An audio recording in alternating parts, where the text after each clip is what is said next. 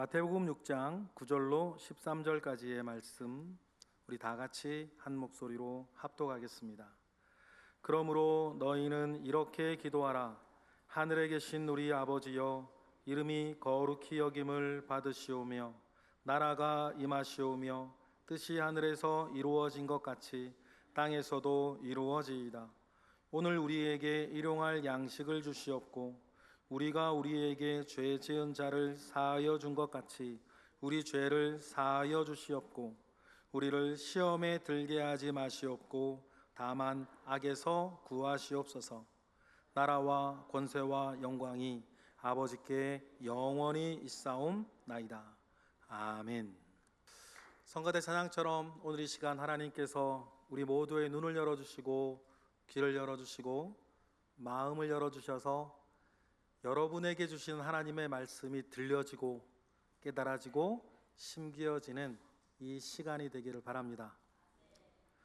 여러분, 시험에 들지 마십시오.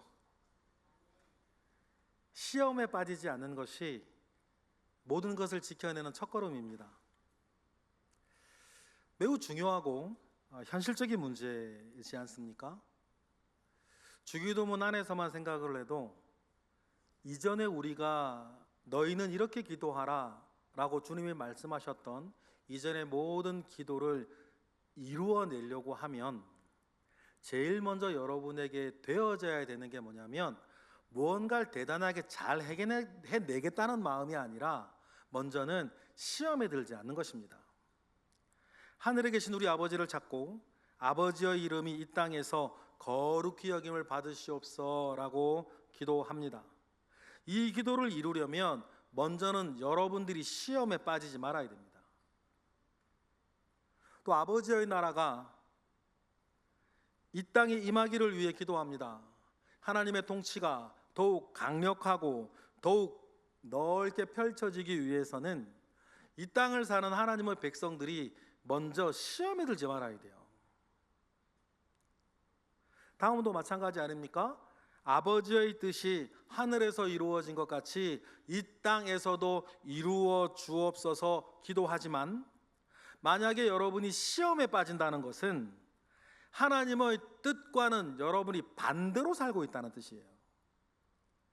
그러니 무언가 선하고 대단한 일을 내가 먼저 이루어내겠다 하기 전에 여러분의 마음과 여러분의 육신과 여러분의 생활을 지켜내어서 시험에 빠지지 않게 하는 것이 먼저예요. 그러니 우리가 하루를 시작할 때에 죄악의 유혹에 빠지지 않기를 누구로든지 어떤 일로든지 시험에 들지 않기를 기도하셔야 돼요. 유명한 기도의 사람이자 종교개혁자인 마틴 루터는 잠자리에 들기 전 늘 이렇게 기도하였대요. 오늘 우리의 죄를 사하여 주세요. 그리고 아침에 일어나 일과를 시작하기 전에는 우리를 시험에 빠지지 않게 해주세요 라고 기도를 드렸다 합니다. 자기가 누구인지 어떻게 살아야 하는지 그 정체성이 분명한 그리스도인이라면 하루의 일과를 다 마치고 잠자리에 들기 전에는 하나님께 죄 용서의 기도를 드리지 않을 수가 없고 다음 날 일과를 시작하기 전에는 시험에 빠지지 않게 해달라고 하는 기도를 드리지 않을 수가 없지 않겠습니까? 왜냐하면 자신이 얼마나 약하고 부서지기 쉬운 사람인지를 잘 알기 때문이고 반면에 시험거리는 도처에 깔려있기 때문이에요. 시험에 든다, 시험에 빠진다 라고 하는 말이 무슨 의미냐면 죄악의 유혹에 빠진다는 뜻이에요. 일례로 주기도문의 흐름에서 정확한 적용을 우리가 찾을 수 있는데 지난주 직전에 우리는 이런 기도에 대해서 배웠습니다. 하나님, 우리가 우리에게 잘못한 사람을 내가 용서해 준 것처럼 하나님, 나의 죄도 용서해 주세요 라고 하는 기도를 배웠고 주님은 그렇게 기도하라 하셨어요.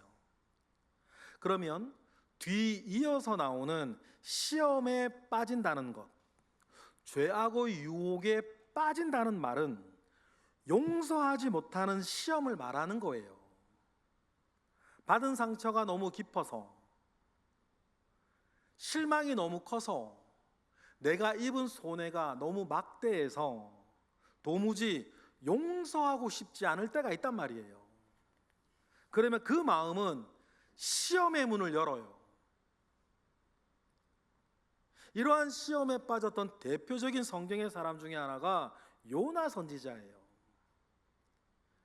니느웨는 아수르의 수도입니다. 아수르는 잔혹하게 북이스라엘을 멸망시켰던 나라예요. 그런데 그 전부터 틈틈이 북이스라엘을 괴롭혔습니다. 하나님은 이런 니느웨에게 심판을 선포하시고 그 전에 복음을 전해서 기회를 주라고 요나에게 명령하셨죠. 그런데 요나는 이 명령이 싫었어요. 그래서 돌아오지 못할 땅 끝인 다시스, 지금의 스페인으로 도망치려고 했지 않습니까? 그러다가 우여곡절 끝에 요나가 니느웨에 가서 복음을 전했습니다. 그런데 갑자기 니느웨에서 회개운동이 일어나요. 아수르는 회개하고 돌아오고 심판은 취소되었습니다. 이때 복음을 전했던 요나가 하나님께서 다음과 같이 말을 해요. 요나서 4장 읽어보겠습니다. 시작. 요나가 매우 싫어하고 성내며 여호와께 기도하여 이르되 여호와여, 내가 고국에 있을 때에 이러하겠다고 말씀하지 아니하였나이까? 그러므로 내가 빨리 다시스로 도망하여 싸우니 주께서는 은혜로우시며 자비로우시며 노하기를 더디하시며 인애가 크시사 뜻을 돌이켜 재앙을 내리지 아니하시는 하나님이신 줄을 내가 알았나이다. 여호와여, 원하건대 이제 내 생명을 거두어 가소서. 사는 것보다 죽는 것이 내게 나음이니이다. 얼마나 니느웨와 아수르를 미워하고 싫어했으면 회개의 복음을 자기가 전해놓고선 니느웨, 이 아수르 사람들이 회개하여 돌아오는 것을 싫어하는 거예요. 그래서 이 성경을 가만히 보시면 니느웨 성이 사흘길을 다녀야 되는 큰 성이라 그랬는데 요나는 하루 만에 복음을 전합니다. 이게 무슨 말일까요? 대충 성의 없이 복음을 전했다는 거예요. 그런데도 왕을 비롯한 니느웨 사람들이 회개하면서 참회를 했다는 것이에요. 역사적으로 요나가 활동했을 때의 아수르의 황제가 누구인가를 찾아보니까 아술단 3세라는 사람인데, 아술단 3세 때엔 니느웨와 아수르에 큰 전염병이 들어서 국가적인 위기 상황에 처했었다는 사실들을 알게 돼요. 그리고 어느 날 갑자기 나라를 망하게 할 만큼 압도적이었던 전염병이 하루아침에 끝나버린 거예요. 이러한 일이 이 회개운동의 배경이 되었던 것으로 역사가들은 추론을 하죠. 요나를 한번 생각해 보겠습니다. 왜 그렇게 아수르를 미워했을까? 전승에 의하면 여러분, 요나가 누구냐면 가뭄으로 죽을 위기에 있던 사르밧 과부의 아들이었어요. 사르밧이 어디냐면 이스라엘 북쪽 땅 두로와 시돈 사이가 사르밧이거든요. 페니키아인들이 살던 이방 땅이에요. 그런데 여러분, 이상하잖아요. 유대 사람이 느닷없이 이방 땅에서 과부의 아들로 등장하는 거예요. 그런데 잘 살고 있는 것도 아니에요. 굶어 죽을 뻔하고 병들어 죽을 뻔해요. 숱한 고난을 겪습니다. 이 일이 왜 발생되어서 느닷없이 유대 사람이 과부의 아들로 사르밧에 가서 그 고생을 하고 있는지는 우리가 알 수는 없어요. 그런데 요나서와 이렇게 연계해서 생각을 해보면 아수르를 향한 요나의 깊은 원한은 아마 아수르와 관련되어 있는 일이었을 거라고 우리가 추측할 수 있는 거죠. 아마 아버지가 군인으로든 뭘로든 아수르 사람에게 죽임을 당하고 거기에서 노숙자처럼 떠돌아다녔던 시간들이 요나에게 있었을런지도 몰라요. 그러나 여러분 잘 아시다시피 요나는 엘리사 선지자를 통해서 하나님의 은혜를 여러 차례 입고 하나님의 사심을 경험하면서 하나님의 선지자까지 되었습니다. 하나님의 선지자까지 되었는데, 그런데도 요나 마음 깊은 곳에서 니느웨 사람만큼은 용서하지 못하고 있었던 거예요. 이 원한이 여러분 요나를 시험 들게 한 거 아닙니까? 여러분은 어떠세요? 우리가 민족 얘기가 가슴에 피부에 잘 안 와닿을 수는 있는데, 우리 민족에게 도무지 과거의 만행을 사과하지 않은 일본은 어떻고, 덩치 있고 무례하게 짝이 없는 중국은 어떻고, 대책 없는 북한의 김정은 정권은 뭐 어떻습니까? 개인적으로 한번 여러분 이 시간 생각해 보실래요? 여러분에게 지울 수 없는 상처, 잊혀지지 않는 아픔을 준 어떤 사람이 있으셨어요? 아니면 지금 있으신가요? 생각하기도 싫은 일이 있으세요? 그래서 잊혀지지 않는 그 상처를 준 어떤 사람이 생각하기도 싫은 어떤 일들이 있으십니까? 입은 피해나 상처받은 자존심에 도무지 용서가 되지 않는 사람이 만약에 여러분에게 있으세요? 하지만 그것에 대해서도 하나님의 말씀은 언제나 한결같지 않습니까? 여러분은 결정하셔야 돼요. 내가 내 기분 따라 사는 사람이 될 거냐, 아니면 내가 하나님의 말씀을 따라 사는 사람이 될 거냐는 여러분들이 결정하시는 문제예요.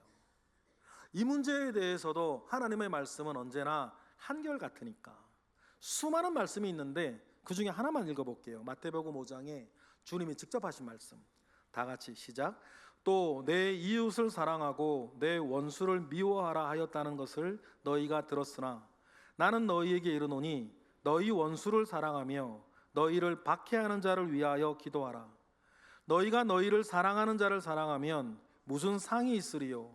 세리도 이같이 아니하느냐? 또 너희가 너희 형제에게만 무난하면 남보다 더하는 것이 무엇이냐? 이방인들도 이같이 아니하느냐? 그러므로 하늘에 계신 너희 아버지의 온전하심과 같이 너희도 온전하라. 여러분의 마음과 여러분의 육신과 여러분의 몸이 온전해지기를 바랍니다. 여러분의 과거와 여러분의 오늘과 여러분의 내일이 주님 은혜 안에 온전해지기를 원합니다. 그러려면 여러분, 맹목적인 미움에 빠지고 누군가를 지속적으로 증오하게 되는, 지금 수면 아래 가라앉아 있다 할지라도 누군가를 지속적으로 증오하는 이 일을 그 무엇보다도 여러분 조심하시고 경계하셔야 돼요. 그렇지 않으면 누구라도 요나와 같은 시험에 빠지게 됩니다. 시간의 문제일 뿐. 과거를 돌아보면 저 개인적으로도 이런 게 부담이에요. 왜 안 됐겠어요? 아마 여러분도 그랬을 텐데 어떤 일이 있어요. 하나님께 기도하면 하나님 뭐라고 말씀하실지도 알겠어. 그래도 기도를 하기가 싫어요. 그런 경험 있으시잖아요. 우리가 신앙생활 한두 번 하는 거, 1, 2년 하는 것도 아니고, 내 이 마음에 있는 미움과 증오가 하나님께 나아가 기도하는 것조차도 막고 있더라니까요. 좀 전에 말씀드렸던 것처럼 하나님께서 뭐라고 말씀하시지 않으니까 그 말씀을 듣고 싶지 않은 거죠. 만약에 여러분 과거의 일이나 오늘의 일로 그러한 마음 가운데에 지금 빠져 있는 분이 계시면 연약한 우리 모두를 지금 이 시간 주님께서 불쌍히 여겨주시기를 바랍니다. 그리고 은혜 베풀어 주시기를 바라요. 그리고 여러분 하나님께 걸어보시겠어요? 하나님께 지금의 모든 일들을 주님께 한번 걸어보세요. 그리고 보십시오. 하나님께서 어떻게 일하실지. 그것이 무엇이든 누구든 주님은 우리에게 이렇게 말씀하세요. 우리에게 잘못한 사람을 용서해 준 것 같이 우리의 죄를 용서해 주시고 라고 기도해라. 도무지 용서하지 못하겠다는 시험, 나를 그 시험에 빠지지 않게 해달라고 기도해라. 매일 기도하라고 주님은 가르치셨어요. 다시 한번 믿음으로 승리하시기를 축원합니다. 시험은 누구나 받을 수 있습니다. 예수님도 시험을 받으셨지 않습니까? 광야에서 먹고 사는 떡의 문제로, 일을 쉽게 이루려는 명예의 문제로, 내 뜻대로 살 수 있는 힘의 문제로 주님은 시험을 받으셨어요. 주님은 돈과 명예와 권력의 문제가 얼마나 큰 시험거리인지 경험하셨습니다. 그리고 우리의 사정을 잘 아세요. 그러나 여러분, 우리가 기억해야 될 것, 예수님은 시험을 받으셨으나 시험에 빠지신 적은 없다. 예수님은 모든 시험에 맞서서도 승리하셨습니다. 그래서 죄가 없으세요. 예수님은 승리하셨고 우리도 승리할 수 있다는 것을 몸소 보여주셨어요. 히브리서 말씀 4장입니다. 다 같이 시작. 우리에게 있는 대제사장은 우리의 연약함을 동정하지 못하실 리가 아니요 모든 일에 우리와 똑같이 시험을 받으신 이로되 죄는 없으시니라. 주님이 이렇게 하셨으면 우리도 이렇게 할 수 있다는 것을 알려주시는 겁니다. 우리의 좋은 모델이 되시는 예수님께서 이 땅의 그 어떤 시험이라도 이기신 비결이 있습니다. 그게 뭘까요? 예수님이잖아요. 예수님은 하나님이시니까 당연하죠. 이렇게 여러분 생각하실 수도 있는데, 예수님의 인생을, 예수님의 삶을 자세히 들여다보시면 예수님의 삶에 뚜렷한 특징 한 가지가 있어요. 그게 뭐냐면, 다른 일을 위해서는 기적을 그렇게 많이 베풀어 주신 분인데 자기 자신을 위해서는 단 한 번의 기적, 단 한 번의 신적인 능력을 사용하신 적이 없다는 거예요. 심지어는 십자가 처형을 받을 때 로마 제국이 사형수들에게 주는 마지막 자비가 있거든요. 진통제를 섞은 포도주를 십자가형 당하는 사람한테 먹여주는 거예요. 그런데 여러분, 예수님은 그 포도주마저 거절하셨어요. 예수님은 자기에게 찾아온 모든 시험을 우리와 똑같은 사람으로 받으셨고 다 이겨내셨습니다. 그리고 우리에게 보여주셨어요. 지금 여러분들에게도 이길 수 있다. 포기하지 말고, 두려워하지 말고, 어려워하지 말고 이길 수 있으니까 나를 보고 승리하라 말씀하십니다.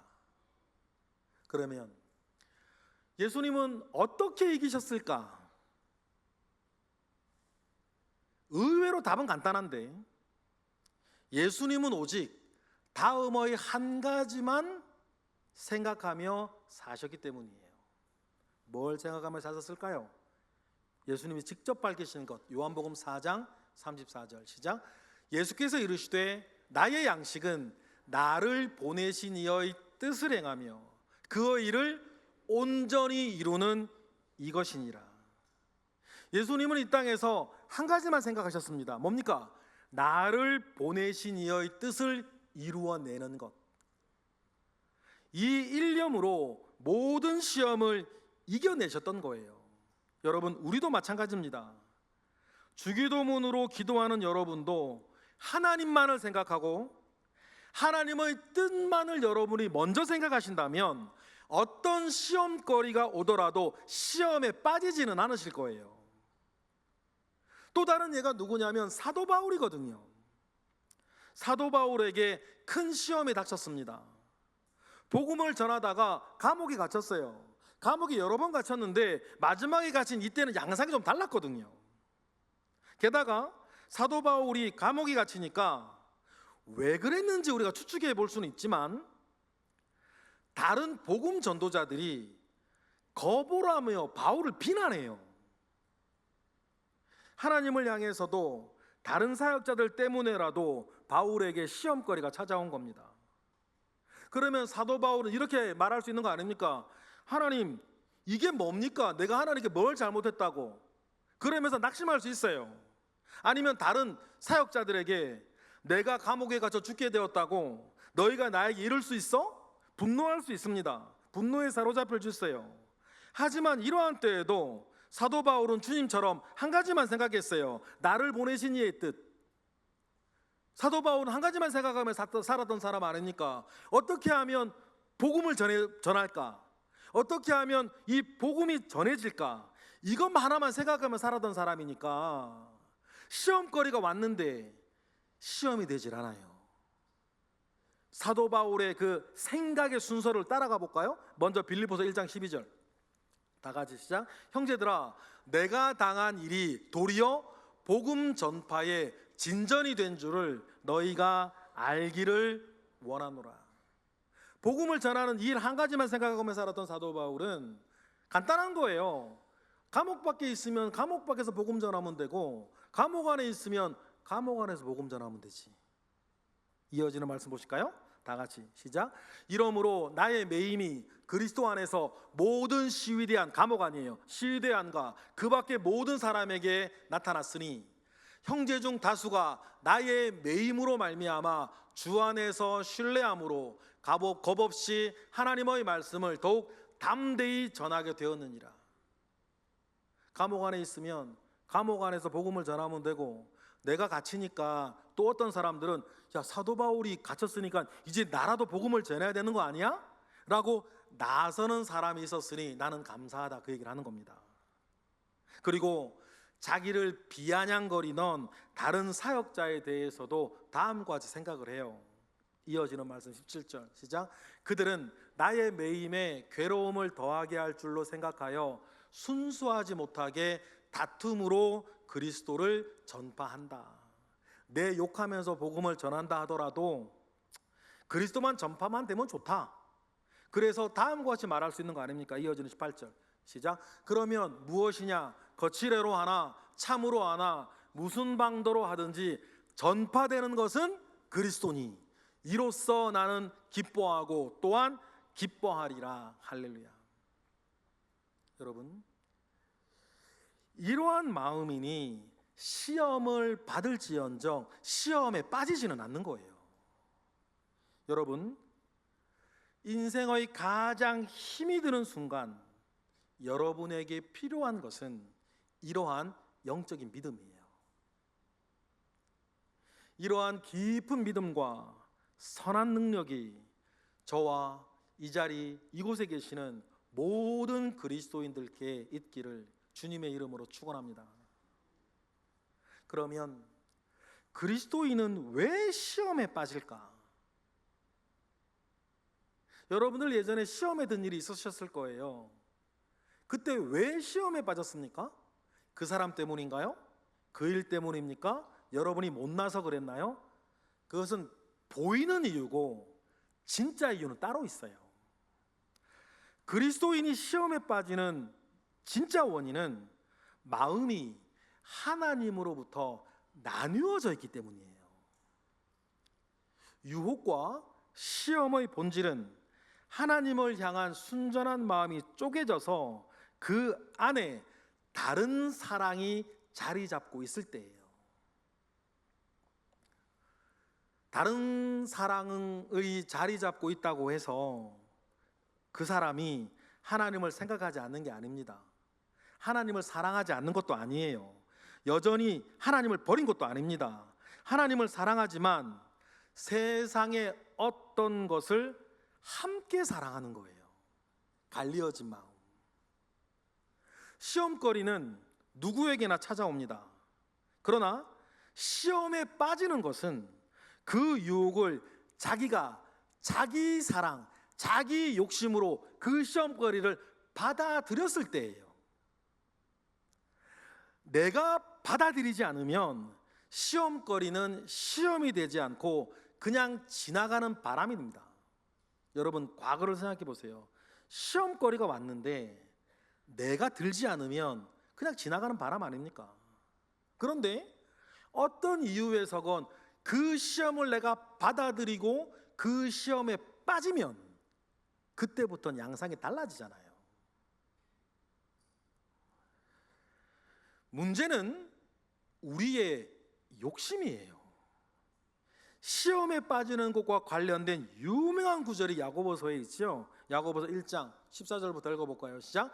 오직 각 사람이 시험을 받는 것은 자기 욕심에 끌려 미혹됨이니 욕심이 잉태한 즉 죄를 낳고 죄가 장성한 즉 사망을 낳느니라.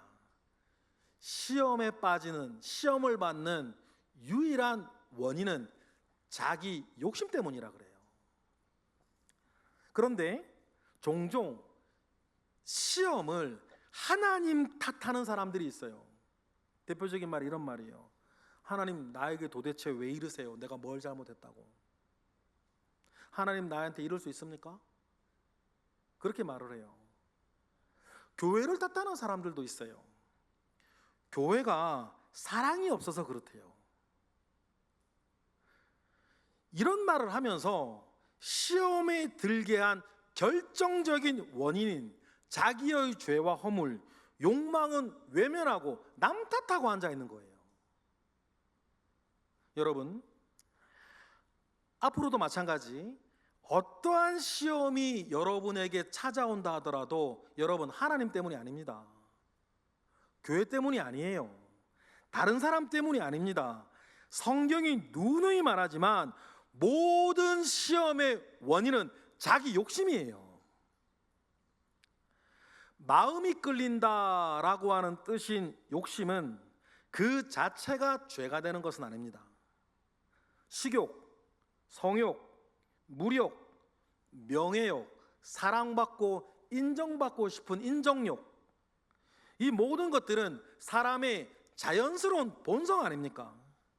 하지만 기억해야 할 것은 이 욕심들이 내가 시험에 빠지는 통로가 된다는 거예요. 끌리는 것 자체가 시험에 빠진 것은 아닙니다. 문제는 욕구를 해소해가는 방식과 목적이에요. 그것이 잘못되었을 때입니다. 처음에는 단순히 끌려요. 그 다음엔 미혹을 받습니다. 다음은 유혹의 맛을 한번 봐요. 유혹의 맛을 보면 강력한 끌림이 돼서 여러분을 강제하기 시작할 거예요. 죄가 여러분을 강제하기 시작하면 이래 되는 거예요. 아닌데 하면서도 하고 마는 거. 마음으로는 이러면 안 되는데 하면서도 몸이 끌려가요. 이 일들이 한 번, 두 번, 세 번 반복되다 보면 자기를 합리화하기 시작해요. 안 되는 것을 알면서도 어쩔 수 없다는 변명거리들을 찾아내요. 여러분들이 얼마나 똑똑한 분인데. 똑똑한 여러분들이 안 되는 걸 알면서도 이럴 수밖에 없다는 이유들을 찾아내고야 만다니까. 그런데 그 찾아낸 이유 때문에 회개를 못하고, 찾아낸 이유 때문에 시험에서 나오지를 못한다는 것을 아셔야 돼요. 영적으로 제가 좀 깊은 얘기를 좀 하나 하겠습니다. 죄에 대한 건데 잘 영혼으로 들어보세요. 여러분, 죄는 어떤 거라도 반드시 인격의 동의가 있어야 실행됩니다. 이게 무슨 말씀인지 아시겠어요? 사람이 그 죄를 짓기로 스스로 결정하고 그 죄를 직접 끌어안아야 죄는 역사하기 시작해요. 사람이 죄를 끌어안으면 그때부터 죄는 힘을 얻고 사람 속에서 역사합니다. 욕심이 잉태하여서 죄가 되는 순간이에요. 그런데 죄가 잉태되었다 하더라도 곧바로 그 사람을 장악하는 것은 아니에요. 죄가 습관화되기 전, 성경 표현으로는 그 죄에 임박히기 전에는 돌이킬 기회가 반드시 주어집니다. 여러 차례 주어져요. 가장 일반적인 게 뭐냐면 죄를 짓고 난 직후에 찾아오는 후회 말이에요. 큰 거든 작은 거든. 이것 또한 사람의 본성이자 양심의 소리거든요. 세상에선 이거를 현자타임, 현타온다 그러더라고요. 모종의 잘못을 저지르고 뒤이어 찾아오는 잠깐의 후회와 허무의 순간. 이 말을 맨 처음 만들어낸 사람이 믿는 사람인지 안 믿는 사람인지는 모르겠는데 이 순간을 잡아내고 말을 만들어낸 그 사람은 영적으로 매우 감각 있는 사람이에요. 하지만 죄에게 길을 한번 터주면 그 죄가 가만히 있질 않아요. 그래서 죄가 무섭습니다. 여러분들 속에서 자꾸 자라나요. 후회도 있으나 쾌락도 있기 때문에 어떤 죄를 후회하고 거절하면서도 한편으로는 죄를 상상하고 계획하고 사모해요. 죄에 대한 욕구가 생겨나고 점점 강해집니다. 그러면서 죄가 자라나는 거예요. 어디까지? 다 죽을 때까지. 좀 전에 읽었지만 다시 한번 읽어볼까요? 야고보서 1장 15절 시작. 욕심이 잉태한 즉 죄를 낳고 죄가 장성한 즉 사망을 낳느니라. 죄가 여러분에게 줄 수 있는 유일한 것은 사망밖에 없고 그 과정에는 죄의 속임수라는 게 있습니다. 죄가 던져주는 알량한 쾌락과 성취욕에 무엇이라도 얻게 된 것처럼 여러분을 착각하게 만들어요.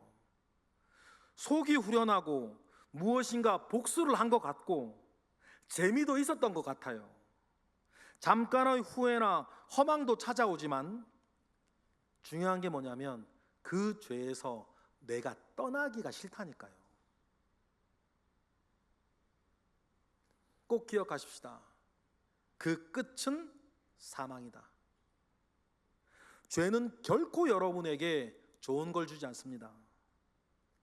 우리에게 좋은 걸 주시는 이는 오직 한 분밖에 없다. 야고보서 1장 16절부터 시작. 내 사랑하는 형제들아 속지 말아라. 온갖 좋은 은사와 온전한 선물이 다 위로부터 빛들어의 아버지께로부터 내려오나니 그는 변함도 없으시고 회전하는 그림자도 없으시니라. 믿으시면 아멘하세요. 여러분, 진짜 좋은 것들은 하나님으로부터 옵니다. 그런데 자꾸 다른 것이 좋은 것을 줄 것 같아요. 그래서 마음이 갈라지고 마음이 나뉩니다. 우리가 살면서 유혹을 받고 시험거리를 만나는 것은 우리의 마음이 둘셋으로 나누어졌기 때문이에요. 마음이 나뉘는 그 자체는 죄악의 모양을 가지고 있지 않아요. 하지만 이것이 유혹에 젖어들고 시험에 드는 통로라는 사실을 여러분 빨리 알아차리셔야 돼요. 그리고 결정하셔야 돼요. 그 죄를 끊어버리기로. 더 이상 그 죄에 내 마음과 생각과 상상이, 육신이 끌려다니지 않기로 여러분 결정하셔야 돼요. 우리가 하늘에 계신 우리 아버지라고 부르고 그분의 이름과 그분의 나라와 뜻을 구하는 것은 여러분 말 그대로 전심으로 해야 되는 일입니다. 전심이 아니면 그 마음이 진짜가 아닌 마음들이 있어요. 예를 들어 이런 거예요. 부부 사이의 마음이에요. 부부 사이의 마음도 전심으로 다가가야지 쪼개어진 마음은 거짓 아닙니까? 절반이 진짜라 하더라도. 예를 들어 이런 거예요. 진짜로 그 어떤 남자가 이렇게 말을 해요. 나는 내 아내도 사랑하지만 저 여자도 사랑해. 그렇게 말하는 사람이 있다면 그 사람은요, 부부간의 사랑이라고 하는 본질을 전혀 이해하지 못하는 사람이에요. 그 사랑은 가짜죠. 자기 욕망이라고 하는 것을 그는 사랑이라는 단어를 차용했을 뿐이에요. 여러분, 부부간의 사랑이 배타적이고 전심 가운데 있지 아니하면 안 되는 거 아닙니까? 뭐 이는 짜장이냐 짬뽕이냐 그 문제가 아니에요. 이럴 때는 이렇게, 저럴 때는 저렇게 해도 되는 그런 문제가 아닙니다. 언제 어디서나 배타적이어야 하고 전부를 들고 가야 하는 사랑들이 있어요. 전심으로 해야만 가치 있는 것이 부부간의 사랑이고 이런 류의 사랑들이 우리 주변에 있단 말이에요. 하나님을 사랑하는 것도 이처럼 마음이 나뉘어져서는 안 됩니다. 전심으로 나아가야 할 문제라는 거예요. 하나님을 사랑하지만 갈라진 마음이 자꾸 다른 길을 가게 하는 것, 내 속에 다른 욕망이 이글이글 끓어오르는 것, 여러분 그것이 시험에 들었다는 증거예요. 돈에 대한 것, 성에 대한 것, 분노에 대한 것, 자존심에 대한 것, 게으름과 나태에 대한 것, 시험거리들은 우리 주변에 지천으로 깔려 있습니다. 게다가 분명히 존재하고 불순종의 아들들 가운데 지금도 역사하고 있는 사탄은 여러분을 결코 내버려 두지 않을 것이에요. 그러니 주님은 우리에게 다음과 같이 기도하라 가르치셨습니다. 우리를 시험에 빠지지 않게 하시고. 이러한 기도를 하는 사람은 반드시 자신의 마음이 다른 것으로 인해 나누어지지 않도록 해야 합니다. 이에 대해서 하나님께서 요한을 통해 말씀하시죠. 요한 1서 2장 15절부터 시작. 이 세상이나 세상에 있는 것들을 사랑하지 말라. 누구든지 세상을 사랑하면 아버지의 사랑이 그 안에 있지 아니하니. 이는 세상에 있는 모든 것이 육신의 정욕과 안목의 정욕과 이생의 자랑이니 다 아버지께로부터 온 것이 아니요 세상으로부터 온 것이라. 여러분, 이 세상은 그럴싸하게 보여도 허망해집니다. 곧 없어질 안개와 같아요.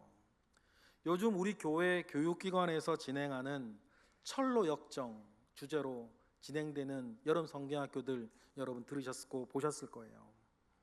철로 역정의 모든 이야기들이 참 소중하고 중요하지만 철로 역정이 출발이 어딘지를 꼭 아셔야 돼요. 철로 역정의 출발은 이 세상이 이제 곧 망할 성, 이망성이라는 것을 깨닫는 것에부터 시작합니다. 여러분, 이 깨달음이 희미하면 진정한 신앙생활은 시작하기 어려워요. 이 이망성 가운데에 모든 것은 없어지나 그 안에 영원히 남는 것 단 하나를 보셔야 되기 때문입니다. 그게 뭡니까? 요한일서 2장 17절 이어지는 것 시작. 이 세상도 그 정욕도 지나가되 오직 하나님의 뜻을 행하는 자는 영원히 거하느니라. 이것이 바울에게는 복음을 전하는 것이었고, 주님은 나의 양식은 나를 보내신 이의 뜻을 행하는 것이라 말씀하셨고, 그거 한 가지만 생각하고 살았을 때에 그 사람은 시험 들지 않았다. 주기도문의 8번째 기도는 시험거리들을 바라보며 하나님의 도움을 구하는 겸손한 기도입니다. 오늘 말씀을 마무리하면서 여러분들은 이미 아세요. 뭘 아시냐면 무엇이 나에게 시험거리인지를 여러분들 이미 아십니다. 이겨도 보셨고 당해도 보셨고, 그렇지 않습니까? 나중에라도 그 중에 하나가 다시 여러분을 찾아왔을 때 여러분 염려하지 마시고 두려워하지도 마시고 분노하지도 마시고 우리 주님 말씀 붙잡고 기도하세요. 하나님, 나로 시험에 빠지지 않게 하소서. 나는 전심으로 주님만을 따르겠나이다. 그 고백 가운데에 시험에 빠지지 않고 승리하시는 저와 여러분이 될 줄 믿습니다. 기도하겠습니다. 할렐루야. 하나님, 감사와 영광을 올려드립니다. 크신 은혜가 우리 가운데 있습니다. 그 은혜 위에 서서 두려워하지 아니하고 염려하지 아니하고 또 교만하지 아니하고 시험에 빠지지 아니하도록 매일매일 주님께 기도하는, 그리고 응답받는 우리 모두가 되게 하시옵소서. 예수 그리스도의 이름으로 기도드렸나이다. 아멘.